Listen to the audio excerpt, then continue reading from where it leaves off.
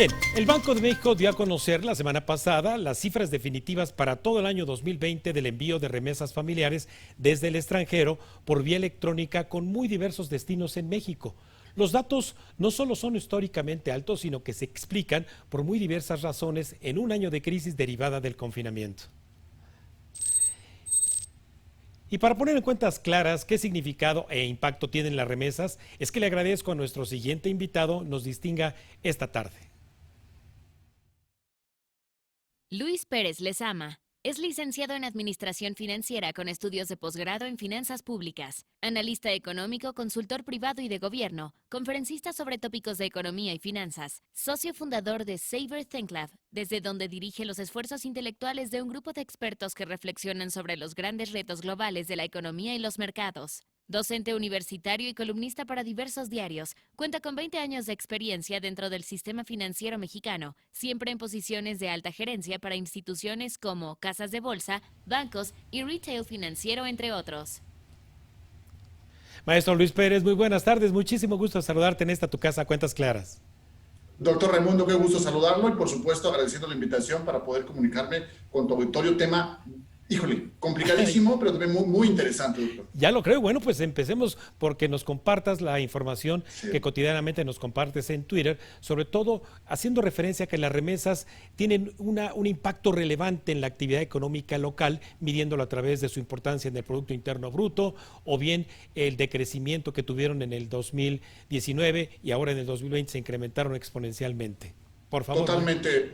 Totalmente, doctor, con mucho gusto. Fíjense que esta cifra, doctor, de 40.600 millones de dólares, récord, por supuesto, histórico en el envío de flujos entre residentes y no residentes, que sería el dato correcto y que impacta directamente sobre la balanza de pagos a través del ingreso secundario, que esto puede sonar así como que muy contable y de alto tecnicismo, pero en realidad lo que está diciendo es que es una parte muy importante de la fórmula del PIB, ¿no? Es de la fórmula riqueza, la fórmula finalmente del crecimiento, ¿no? Y en ese sentido, doctor, lo primero que llama la atención es que el crecimiento de 2018 y 2019 pues había sido, con referencia al PIB, en el total de remesas, del 2.9, 3.9 en esos años señalados como total del PIB, y ya estos 40.600 de 2020, doctor, lo que hablan ya es del 5% del PIB a nivel nacional, digamos en el grueso de la riqueza, y pues por supuesto va directamente enfocado al tema del consumo del que seguramente platicaremos. Ahora, en la parte estructural, habremos de decir que si bien hay estados de la República que son líderes en ese sentido, como Guanajuato, Puebla y por supuesto Oaxaca, desde luego Jalisco, ¿no? Que hace poco acaba de anunciar o anunciarse como el número uno en tema de remesas, lo interesante de esto, doctor, es que participan estas remesas ya convertidas a pesos en una proporción muy interesante del PIB estatal. Y eso puede resultar primero interesante, pero luego es peligroso, ¿no? Interesante hablar de que en promedio estados como Guerrero, Michoacán y Oaxaca traen el 12.5% del total de remesas sobre su PIB. Es decir, el 12 o 13% de la carga de la riqueza la está llevando justamente las remesas de nuestros paisanos, ¿no? Esto, como digo, puede ser interesante porque va directo al consumo, estimula, por supuesto, estados como los que ya mencioné, pero la pregunta que flota en el aire, doctor, es, bueno, ¿y esto realmente alienta a que los gobiernos generen infraestructura y gasto público que sabemos que está subejercido? ¿O nos tira de pronto a la hamaca o al colchón sabiendo que esos paisanos que están lejos de la frontera pues están enviando justamente el flujo de efectivo que se incorpora al consumo? Sobre esta duda es que nosotros hemos estado trabajando en Saber, y lo primero que nos llama la atención en este sentido es que no debiéramos hacer caravana con sombrero ajeno y deberíamos esforzarnos un poquito más porque la infraestructura y el gasto público puede acompañar, y le voy a platicar por qué, ¿no? Está plenamente documentado, doctor, que las remesas cuando ingresan al territorio nacional, pues son obviamente una especie de motor prestado, ¿no? Si bien van directo al consumo y el consumo es importante, están en este momento alimentando la desordenada formación de precios, porque están enfocadísimos en los temas de salud, alimentación y por supuesto manutención y mantenimiento de los hogares. Sin embargo, habría que enfocar estos estados, ¿no? Incluidos ahora los más pequeños, que voy a mencionar, como por supuesto Veracruz, Puebla, Oaxaca, que tienen un menor nivel de remesas, en un escenario productivo, doctor. ¿Cómo hacer que este dinero no solamente llegue directo al consumo, porque no está siendo suficiente, y vimos el dato de consumo que usted lo maneja muy bien, con 2 dígitos de caída, no está siendo suficiente para repuntar el Producto Interno Bruto, y por otro lado no está yendo a multiplicarse a través de una dinámica, por supuesto, de reparto, de productividad, de empleo, de generación de oportunidades. Entonces, en este primer análisis, doctor, claroscuros, ¿no? Récord, pero otra vez caravana con sombrero ajeno, más que milagro. Lo que tiene que ser ya un milagro es la reactivación económica en México, y no puede depender únicamente de remesas, porque finalmente este dato es superior, el de remesas, inclusive la inversión extranjera directa, que es ahí, doctor, donde exactamente están los empleos y donde no se está llegando a las metas objetivas. Maestro, en razón justamente de que tienen un impacto local esas remesas, ¿por qué razón no se destina o se destina muy poco al ahorro por parte de quien recibe esas remesas?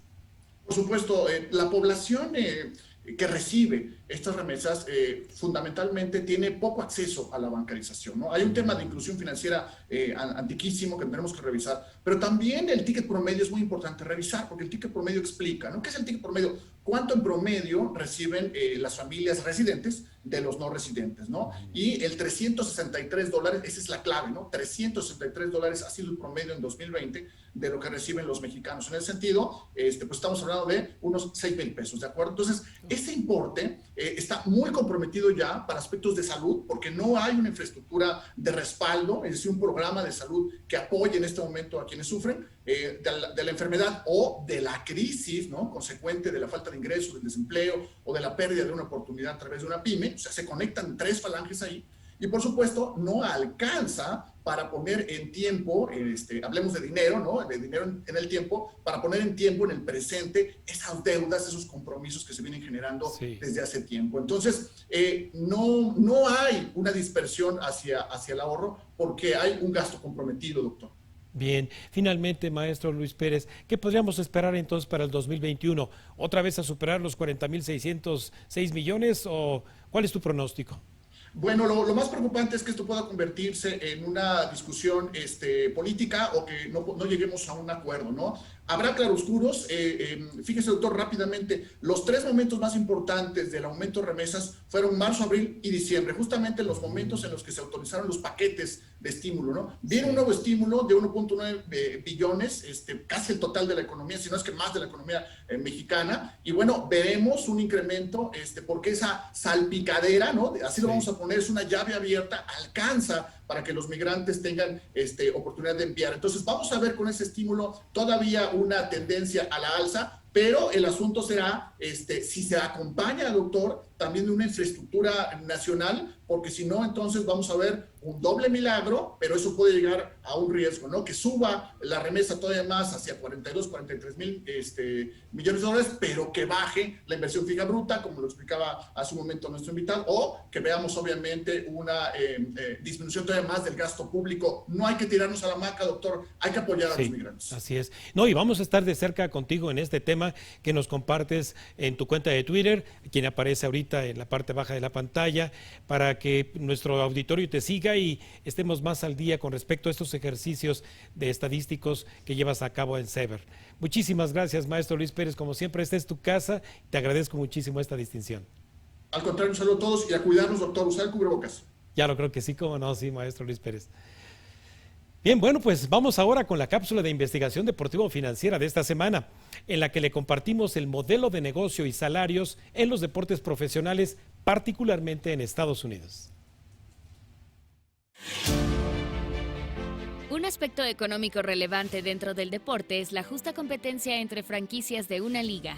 Para ello, la regla del tope salarial es importante, ya que establece el límite que las franquicias pueden pagar a su plantilla de jugadores. Su propósito es el no permitir a equipos con altos recursos financieros retener a los mejores jugadores e impedir a los demás el hacerse de aquellos que pueden marcar la diferencia, dado que exitosas campañas deportivas se deben mayoritariamente a costosos jugadores, lo cual favorece en obtener una mayor parte de las retribuciones que las ligas generan.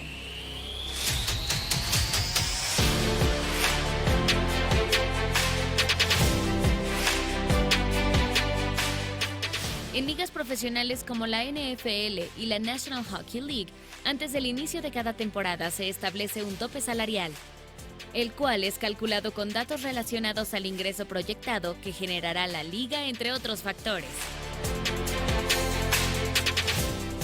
En las más recientes temporadas para ambas ligas, la NFL estableció como tope salarial un total de $198.2 millones a distribuir entre 53 jugadores por equipo de fútbol americano y $81.5 millones entre 23 jugadores de hockey.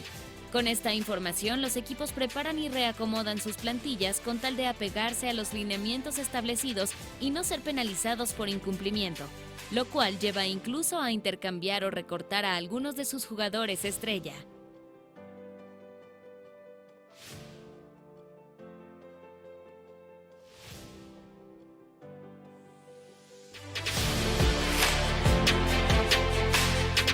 En el periodo vacacional, la NBA realiza el cálculo del tope salarial, que para la presente temporada se estableció fuera de $109 millones.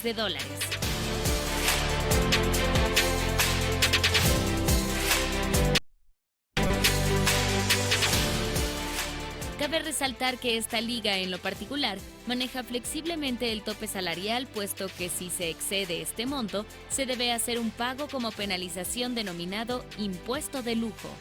Gran parte de los éxitos cosechados por los Golden State Warriors se debe a las grandes figuras que posee, como Stephen Curry, Klay Thompson y Draymond Green, que tan solo para la temporada en curso a estos tres jugadores se les pagará en conjunto $100 millones, representando el 93% del tope salarial del equipo.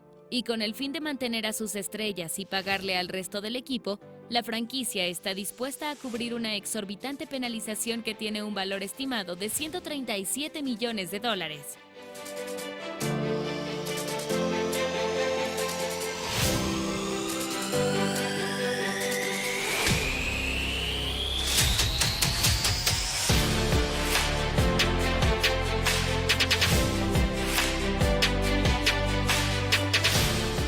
Un caso particular ocurre en la Major Baseball League, que ante la falta de un acuerdo entre jugadores y propietarios de los equipos por establecer un tope salarial, la liga se maneja por un balance competitivo de impuestos, el cual para la temporada 2020 fue de $208 millones y que de sobrepasarse se paga un impuesto de lujo que aumenta porcentualmente para las siguientes temporadas si se sigue incumpliendo.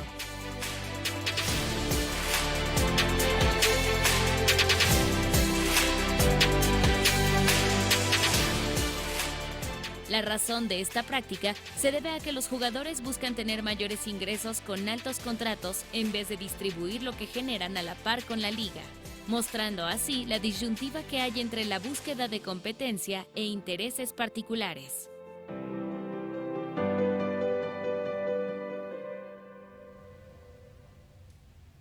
¿Se imagina usted los topes salariales en el fútbol mexicano? Tal vez los jóvenes rendirían un poco más, pero bueno, ahí se la dejo.